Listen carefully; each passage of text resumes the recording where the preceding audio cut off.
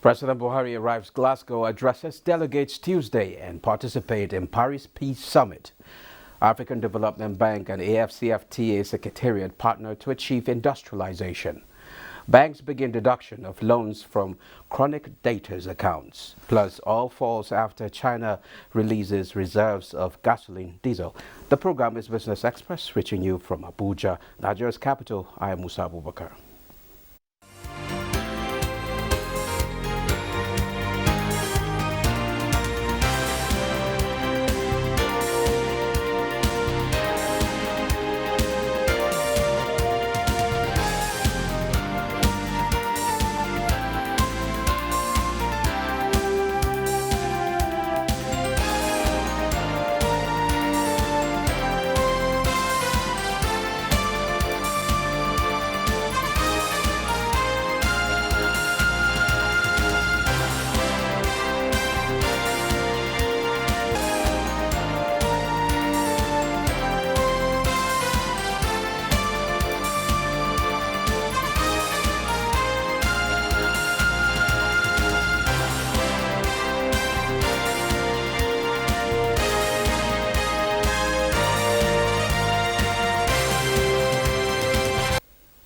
Now let's begin with climate. Ahead of the 26th United Nations Conference on Climate Change, State House correspondent Adam Musambo reports that the President was received on arrival at Glasgow International Airport by Nigeria's High Commissioner to the United Kingdom, Ministers of Foreign Affairs and Environment, as well as other senior government officials. During the visit, President Buhari is scheduled to deliver Nigeria's national statement at the high-level segment for heads of state and government at the conference on Tuesday. He is expected to highlight key priorities and action to tackle climate change, as well as progress on the country's transition to low-carbon economy, consistent with achieving the Paris Climate Agreement.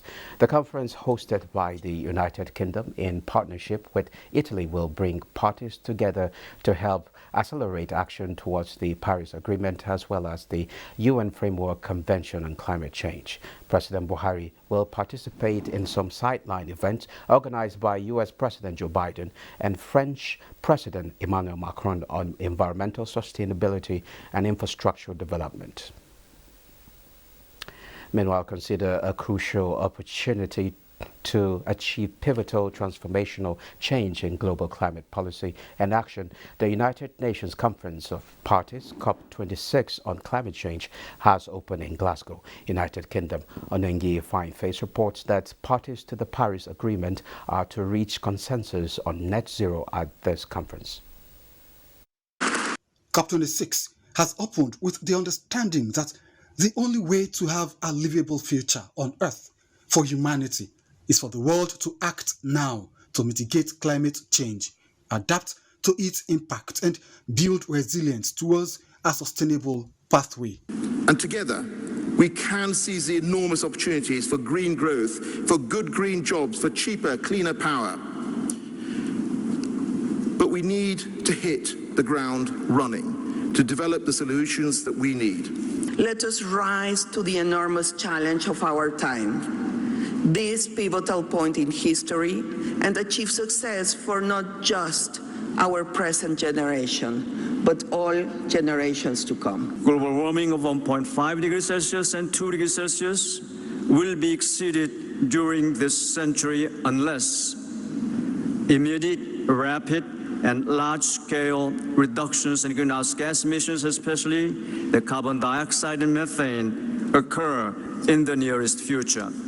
We have to make the choice to address climate change. We have to choose the hard but necessary actions. Top on the agenda of COP26 are climate finance, adaptation, and global partnerships to achieve 1.5 degrees Celsius by 2050. President Buhari is leading Nigeria's delegation to the summit, which holds from 31st October to 12th November 2021 in Glasgow. African Development Bank Group President Dr. Akinwumi Adesina says the bank will mainstream the African Continental Free Trade Area into its country and regional integration strategies. Receiving the African Continental Free Trade Area AFCFTA Secretary General Kelly Mene in Abidjan, Adesina said the implementation of the Free Trade Area will become a key component of the bank's lending program, adding that the bank will support the AFCFTA Secretariat in implementing its various trades and industrial work streams to becoming an industrial hub for manufacturing, not merely for trading. Many said to the AFDB, support will help the Secretariat to achieve its planned help to remove trade barriers for member states and boost intra-African trade. Meanwhile, the African Development Bank is also set to support Nigeria with investments in the country's digital and creative enterprises, which it refers to as IDICE, a $500 million investment program to be co-financed with several partners. President of the bank, Dr. Akinwumi Adesina, affirmed this commitment when he delivered a lecture at the NECCI PR Roundtable on Social Media, National Security and Social Change, Bridging the Gap for Development in Africa, held in Lagos.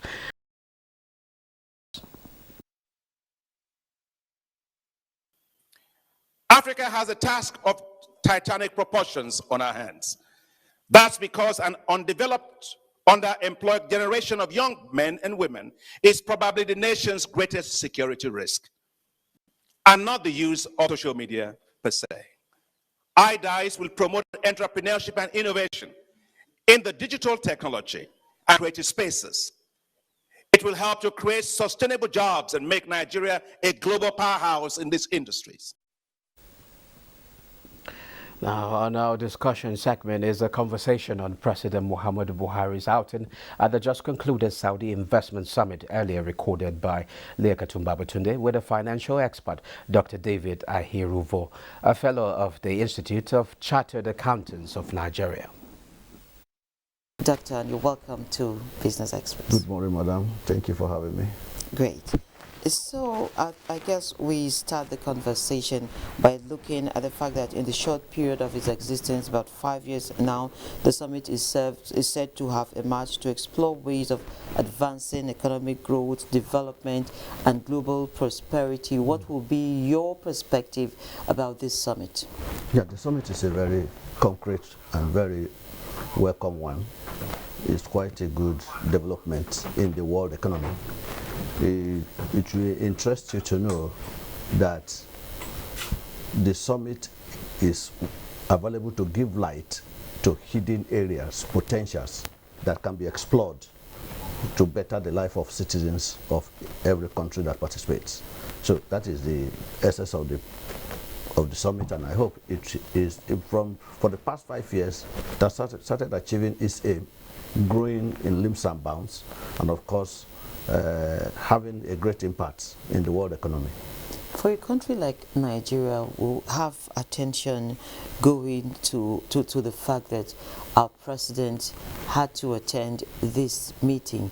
What does it mean for our economy? Yeah, that's to show you how important the summit is, and the president is there not just to speak, but also to explore the ways by which collaborations can be made and investment can be drawn to Nigeria. So, if we're looking at it, what will be the approach now to addressing the challenges we're facing both locally and globally, considering COVID-19 that has changed the way we do things? Yeah, if you look at the address of the president, he make, I hope in paragraph 3 and 4, he make reference to the impact of COVID, how it has impacted the world generally. And he postulated that investing in human and in humanity is the way forward. And I hope that is right. And the fact remains that if you have to invest in humans, then we have to come back home now and look at what can we do. Exactly. What can we do to make sure that despite the COVID, we are working, we are earning, we are self-sufficient? We're about 200 million Nigerians, out of which half of out that, of which 70% is under 35 years, which is a bombshell. And a lot unemployed. A lot unemployed. So if you don't create a way that will give employment to these people, well, there will be an explosion one day, because an idle hand is the devil's workshop. Now we're seeing the space shrinking by the day. We're going virtual for everything. The computers are being more active than humans yes. now. And then we're having this large number of people without jobs. And then we're talking diversification. Where is Nigeria in the midst of all this? There are sectors we're looking at: agriculture, ICT, mining. Are they really the game changers? You see, the fact is that ICT or computerization of everything does not eliminate human beings. It is human beings that make use of these equipments or of this internet thing. But you will agree with me that once you computerize almost everything and you are working, there is going to be a development that will involve more human beings than never. Because a computer cannot work on its own. Once intellectual capacity is developed, it continues to expand and and make people very inclusive. So what should Nigeria do now? What should Nigeria do? We will look at the speech of the president very critically. And I hope I have tagged some of his speech, which I want to just pinpoint and highlight, or possibly discuss with you here. Now, in paragraph 9, in paragraph 10, he said there is an improved process of obtaining agricultural input and other things. Agriculture is good, there's no doubt about it. But one problem we have with agriculture is that unless it is industrialized, we'll continue to do agriculture like our forefathers do it, and that is not commercial in nature, and it will not augur well for the nation. Why does it seem like rocket science? It's not a rocket science. Industrializing agriculture is not a rocket science. It's because we don't have an industrial base. If you have an industrial base like Ajakuta, agriculture will be very, very simple, because to import tractors, howlers and other things, it's very expensive. But if we have industry producing them indoor, it is easy. It improves the agricultural sector very well. But that was one of them. Then I also read that he has signed the PIB into law as PIA. That is a Petroleum Industry Act now, as it is. Now that is an excellent development. But it should give room, as he said, that it should give room to individuals to participate in the industry, in the petroleum industry. There should be room, modular refineries. People should be allowed to produce petroleum and remove this evil called fuel subsidies. It's a gross fraud, a great fraud, and it's provable. The government should not interfere in private businesses and be subsidizing their products. If it comes, if you can sell, sell. If you can't sell, go. Some schools of thought would say that there are sectors that are being subsidized by governments in other nations. For instance, if you go to the US, they're subsidizing agriculture. Exactly, that's agriculture, food input, but not petrol. Okay. Isn't it? Well, if you are subsidizing agriculture because you don't want your people to look lean and hungry and useless, because once you are not eating as a basic need, you become useless. Now, if you want to subsidize agriculture, it's understood. It's understood. And that is why in Nigeria today, you don't even need to subsidize agriculture, but you need to put a plan in place where agricultural business will be easily doable. That is the infrastructures. Road to the farms, agricultural implements, that is tractors and other things. And from there, you set up agricultural development villages where 100 people can be settled and given a land, and they will begin to work. Equipment will be provided, on hire purchase, long-term hire purchase, and seedlings will be given to them. At the end of the day, they share the product. This goes to the government, this goes to the people that are doing the work. That solves the agricultural problem. Now, if you go to infrastructure 2, which I also read in his paragraph 13, that infrastructural development is going on. We said rail, toll roads, real estates, renewable energy. I pinpoint at that renewable energy. Because I don't see, one of the critical infrastructure in this country is energy. And in this energy, you discover that if energy is settled, most industries will have more than 1,000 industries springing up and doing well. Yes, just at the Manufacturers Association event, the AFDB president actually pointed out the fact that electricity is the problem for an active manufacturing sector. Yes. Exactly. I have tested it as a consultant. Put a project on petroleum, on diesel and generator, and put the same industry or product on electricity. While electricity is making up to 40% profit, using petroleum and generator is making a loss of 80%. Oh, wow. Yeah. And you can imagine how will demand cope? It's just to increase its price. So inflation will come. And that's what we call cost push inflation. Wow. Now, from there, I feel that each region, core region, has the potential to generate their energy, in all honesty. It should be given as a mandate to each state to generate 1,000 megawatts within 2-3 years. And if that is done, then every state will have energy to supply its own industry locally. Now, northeast and northwest can use wind and solar. I think we have something like that has been ongoing in Katsina State. Okay. Now, good. Now, the southwest and south-south can use waste and hydro water. And the southeast can use gas. And the north-central can use hydro.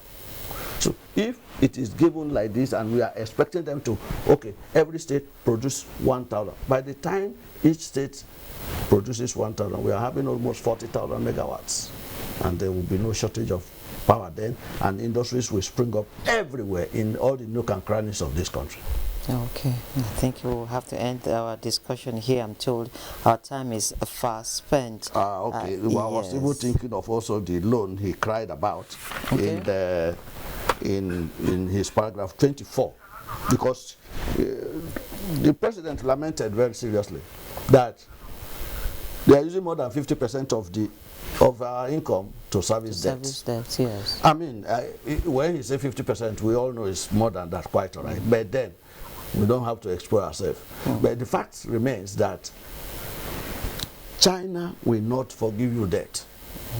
Their country may trying to make profit. They will not forgive us debt. So we have to look inwards. How do we do it? Okay. How do we get out of debt? And how do we become self-sufficient financially? Okay, I must sincerely thank you. Yes, we're going to work on that as a country, hopefully, and I've been speaking with Dr. David Aherovo. He's an economic and financial expert. Thank you for coming on the program. Thank you very much, Bon. Now moving on, oil prices rose on Monday as expectations of strong demand and a belief that a key producer group will not turn on the spigots too fast help reverse initial losses caused by the release of fuel reserves by China, the world's biggest energy consumer. Brent crude futures rose 69 cents to $84.42 a barrel after hitting a session low of $83.03. U.S. West Texas Intermediate crude futures gained 42 cents to $83.99, having fallen to $82.74 earlier. Next is the details of the markets in the week ended with Moplanda Cook. It was a positive trading week on the Nigerian stock market last week as the NGX All-Share Index appreciated by 0.66% to close the week at 42,038.60, with market capitalization rising to 21.938 trillion naira. All indices finished higher with the exception of the NGX-CG and NGX Merry Value indices, which depreciated by 0.04% and 2.20%, while the NGX ASM and NGX Growth indices closed flat. 3 billion shares worth 34.5 billion naira in 25,932 deals were traded in the week by investors. The financial services industry measured by volume led the activity chart with 1.6 billion shares valued at 15.6 billion naira. The oil and gas industry followed with 845.6 million shares worth 11.7 billion naira, while the third place was occupied by the conglomerates industry. Trading in the top three equities, Etana, FBN Holdings, and Transnational Corporation of Nigeria accounted for 1.7 billion shares worth 19.6 billion naira in 4,207 deals. 186,360 units of exchange-traded products ETPs valued at 3.2 million naira were traded in 16 deals. Also traded were 47,577 units of federal government bonds valued at 50.3 million naira. 47 equities appreciated in price in the week. 25 equities depreciated in price, while 84 equities remained unchanged. Well, the joy of last Friday's closing was short-lived as the bears appeared this Monday, driving the all-share index down to 41,976.79 points. 378 million shares exchanged hands in 6,384 deals, value at 3,243. Equity capitalization ended the day at 21.906 trillion naira. Mutual benefits, UBA and FBN Holdings were the most active stocks. Next is Global Market Review. Stocks have kicked off November on a positive note Monday, with investors watching for development in high-stakes meetings of global leaders. FTSE rose 0.58% across 7,279.41. CAC also appreciated 1% at 6,898.47, and DAX also appreciated 0.90% across 15,829.22. The positive start to November seen for Europe comes after more mixed trade in Asia-Pacific markets overnight. Shares in Asia-Pacific were mixed on Monday as investors reacted to economic data that showed a mixed picture of Chinese manufacturing activities in October. Nikkei 225 jumped 2.61% at 29,647.08, while mainland Chinese stocks were mixed, with the Shanghai Composite dipping 0.08% at 3,544.48, and the Hang Seng Index also depreciated by 0.88% across 25,154.32. In the United States, stocks posted a strong gain in early trading Monday as investors bet on a year-end rally after markets navigated a typically tough seasonal period successfully. Dow futures rose 156 points. The Nasdaq Composite 0.37%, and the S&P 500 also topped 0.41%.